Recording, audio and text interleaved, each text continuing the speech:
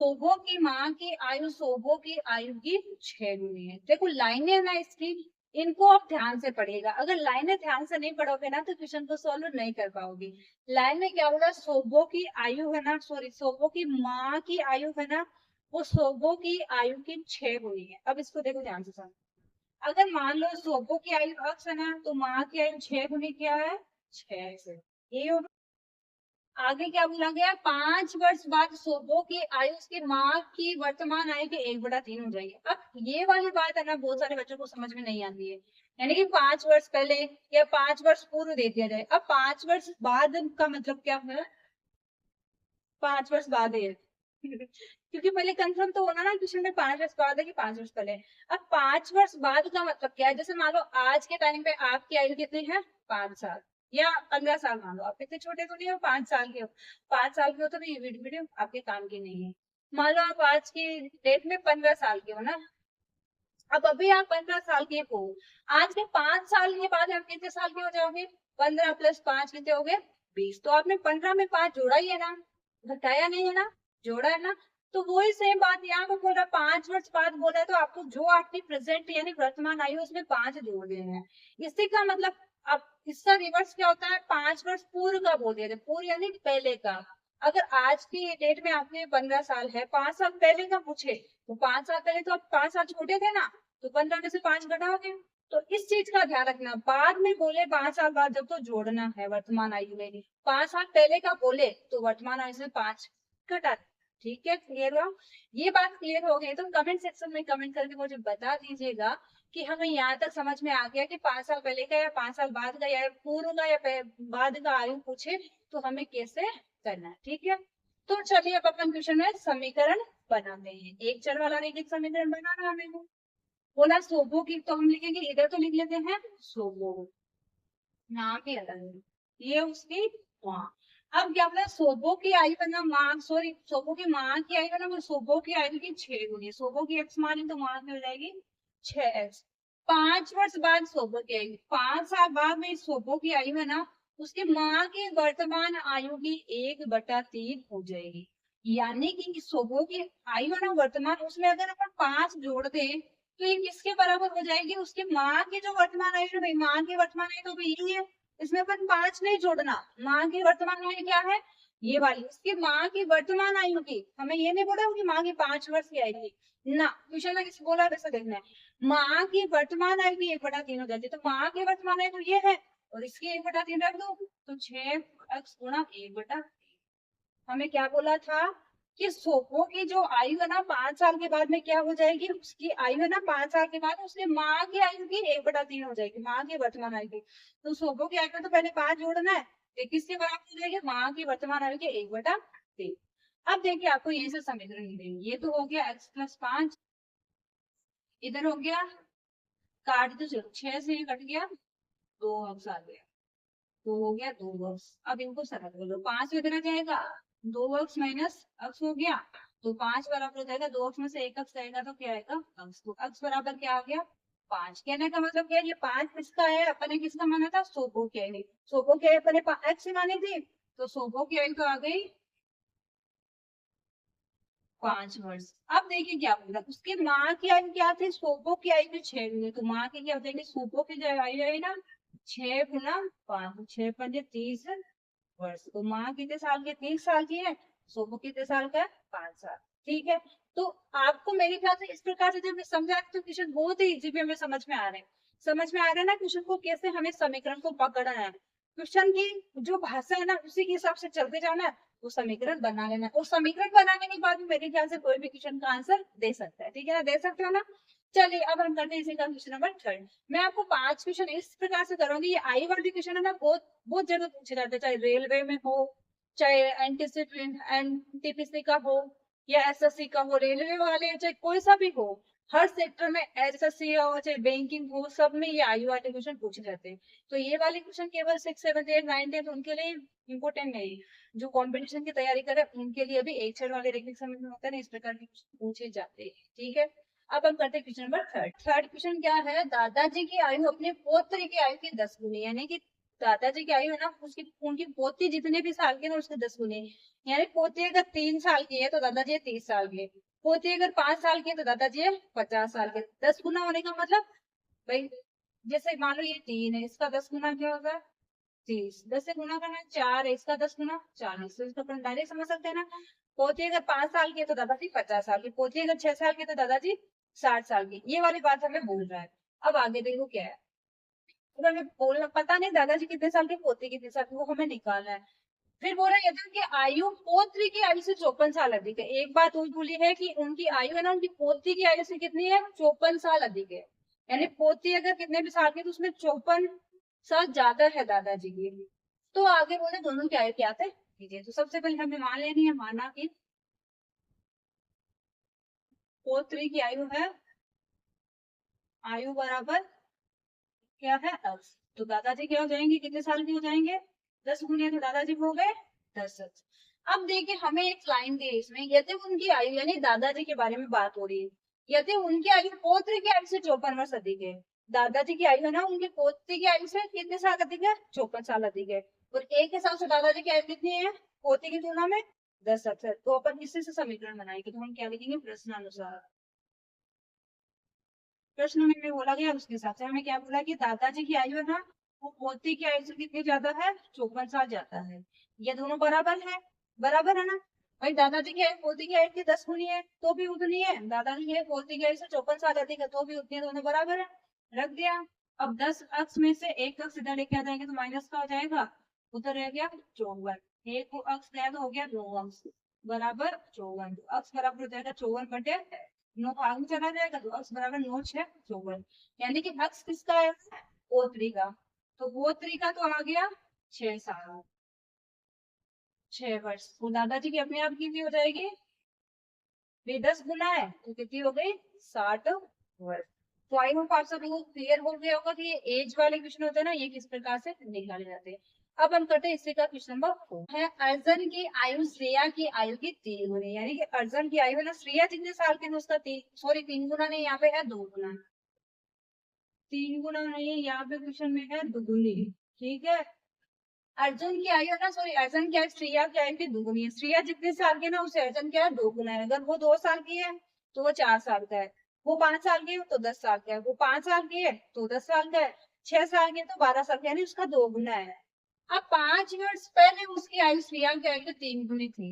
अब मैंने क्या बोला था आपको 5 वर्ष पहले दिया तो उनकी जो वर्तमान आयु है उसमें से 5 5 बता देना है। तो चलिए अपन क्वेश्चन में रखेंगे जैसे जैसे बोला गया वैसे निकाल माना। सबसे पहले किसकी मान लेनी है। अब कई बच्चों को ये भी पता नहीं चलता कि मैं मानू किसकी, तो आपको क्वेश्चन को देख के पता लगाना। इसमें क्या बोला अर्जुन की आयु श्रेया की आयु थी, तो श्रेया की आयु की तुलना में अर्जुन की आयु, तो किसकी मानी है श्रेया की मानेंगे तो अर्जुन की उसकी दुगनी हो जाएगी। माना कि श्रेया की आयु बराबर क्या है अक्ष वर्ष है ना, तो अर्जुन की क्या हो जाएगी, अर्जुन की हो जाएगी 2 वर्ष हो गई। अब देखो क्या पता 5 वर्ष पहले, तो 5 वर्ष पहले श्रेया की आयु, अब 5 साल पहले क्या होगी, भाई 5 साल पहले दोनों छोटे होंगे, इसके जितने भी उसमें से 5 कम कर देंगे x माइनस 5 हो जाएगा। और 5 वर्ष पहले अर्जुन की आयु में क्या हो जाएगी, इसमें से इसकी आयु है वर्तमान उसमें से कम कर दो क्या है इसके 2x माइनस 5, दोनों के 5 5 साल पहले आयु क्या है x माइनस 5 है, इसकी है 2x माइनस 5। अब देखो हमें क्या बोला गया, अब प्रश्नानुसार लिख लो, क्या बार बार हम लाइनें लिखेंगे ना उससे अच्छा प्रश्नानुसार लिखेंगे। हमें क्या बोला गया 5 वर्ष पहले उसकी आयु श्रेया की आयु की तिगुनी थी।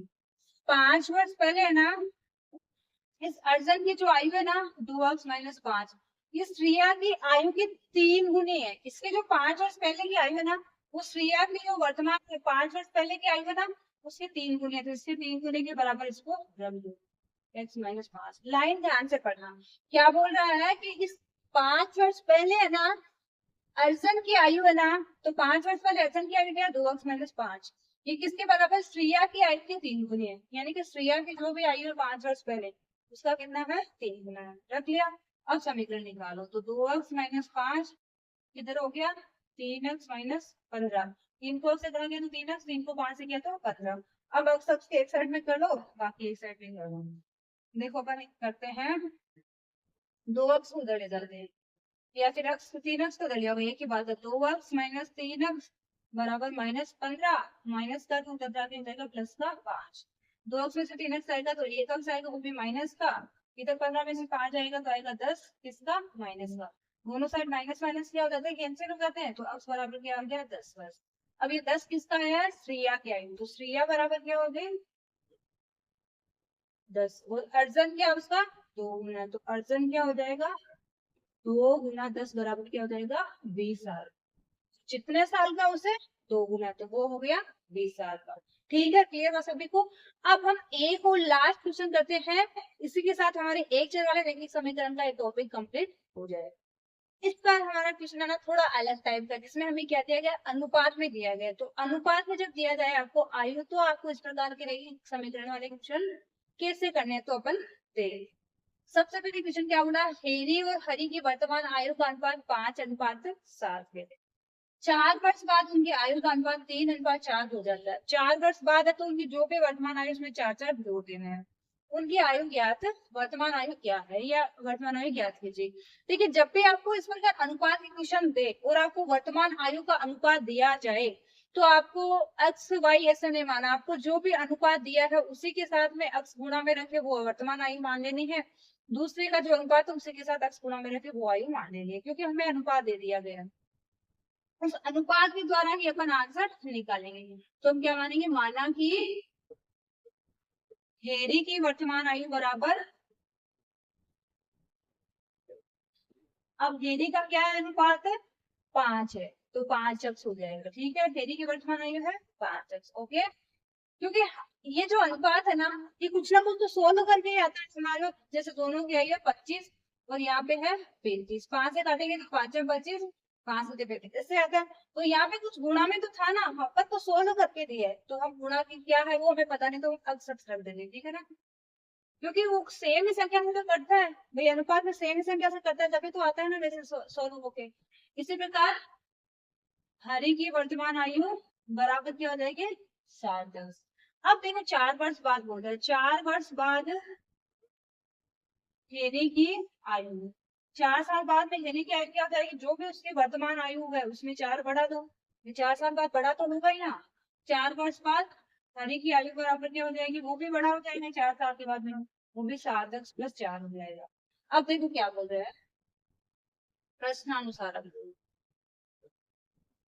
क्या बोला है कि उन 4 वर्ष बाद उनकी आयु का अनुपात क्या हो जाता है 3:4 यानी कि ये और ये इन दोनों का अनुपात क्या है 3:4। तो 3:4 इसको अपन 3/4 लिख सकते हैं। जैसे ये है इनको भी अपन बटे में लिख सकते हैं तो हम इनको क्या लिख देंगे 5x + 4 बटा 7x + 4 बराबर 3/4 ऐसे ही है भाई ये इसका अनुपात है इसका अनुपात है बटे में 3/4 लिख दो या 3/4 लिख दो एक ही है। अब इनको बराबर में कोई संख्या अपने बटे में तो वज्र गुणा करते हैं इसको इससे गुणा करो 5 को 4 से करेंगे तो 5 के 20 या पहले इसको कर लो एक काम करो अभी इधर उधर करना 7 3 20 प्लस 4 3 12 बराबर 5 के 20 प्लस 4 के 16। 21 अक्ष में से 20 अक्ष घटा 21 अक्ष माइनस 20 अक्ष 16 उधर है 12 उधर लेके जाओ तो हो जाएगा -12 एक अक्ष बचेगा 16 में से 12 गया तो 4 अक्ष बराबर आ गया 4 ये अक्ष बराबर 4 आया तो केवल उसकी आयु नहीं है हेरी की अक्ष बराबर 4 आया इसका मतलब हेरी की आयु क्या आ जाएगी हेरी बराबर इस बार अपन ने क्या माना था 5 गुना तो 5 गुना 4 बराबर 20 वर्ष हो जाएगा ऐसे ही हरी की निकाल लो। हरी की आयु बराबर 4 आया ना तो इसका है 7 गुना 4 बराबर 28 वर्ष। मैंने बोला था ना आपको कि अपन को पता नहीं पूर्ण संख्या कौन सी है तो 4 4 है ठीक है। तो अपन के पास में 4 से गुणा करके दोनों की आयु आ जाएगी। तो आई होप आप सब लोगों को एकदम अच्छे से एक चर वाले रेखिक समीकरणों को सोल्व करना आ गया खुद से समीकरण बनाना और फिर समीकरणों को सोल्व करना आपको अच्छे से आ गया होगा। तो आप लोग मुझे कमेंट सेक्शन में कमेंट करके बता देना कि आपको समीकरणों को सोल्व करना आ गया। और अगर आपको एक चर वाले रैखिक समीकरणों को वो जो अपन बेसिक से सीखते हैं कि भाई कोई भी संख्या बराबर की इधर या उधर जाती है तो क्या होता है पक्षांतरण करते जैसे कोई भी संख्या गुणा में है तो भाग में जाएगी तो क्या होगा, भाग में तो गुणा में जाएगी तो क्या होगा। ये सब भी अगर आपको बेसिक से सीखना है तो इसी चैनल के ऊपर आपको हमारी समीकरणों को कैसे सोल्व करते हैं इससे रिलेटेड आपको थंबनेल में दिख जाएगा। वो वीडियो आप जरूर देखिएगा, आपको बहुत ही हेल्प मिलेगी। क्यों? क्योंकि बहुत सारे बच्चों को ना ये नहीं पता होता कि अपन पक्षांतर करते हैं ना, जब एक पक्ष से दूसरे पक्ष में कुछ भी राशि लेके जाते हैं तो प्लस वाली माइनस में हो जाती है, माइनस वाली प्लस में हो जाती है। ऐसे गुना वाली भाग में, भाग वाली गुना में हो जाती है। ये नियम अपन को पता होना चाहिए, ठीक है। तो आई होप आप सब लोगों को क्लास एकदम अच्छे से समझ में आ गई। क्लास अच्छी लगे तो क्लास को लाइक कर दीजिए, वीडियो को अपने दोस्तों के साथ शेयर कर दीजिए। और अगर अभी तक आप हमारे चैनल पर नए आए हो या फिर वीडियोस देख रहे हैं लेकिन सब्सक्राइब नहीं करे तो चैनल को सब्सक्राइब कर लीजिए, क्योंकि आपको इसी चैनल के ऊपर आगे इसी तरह के और भी वीडियो देखने को मिलते रहे। अब हम मिलते हैं नेक्स्ट टॉपिक के लिए। Bye bye.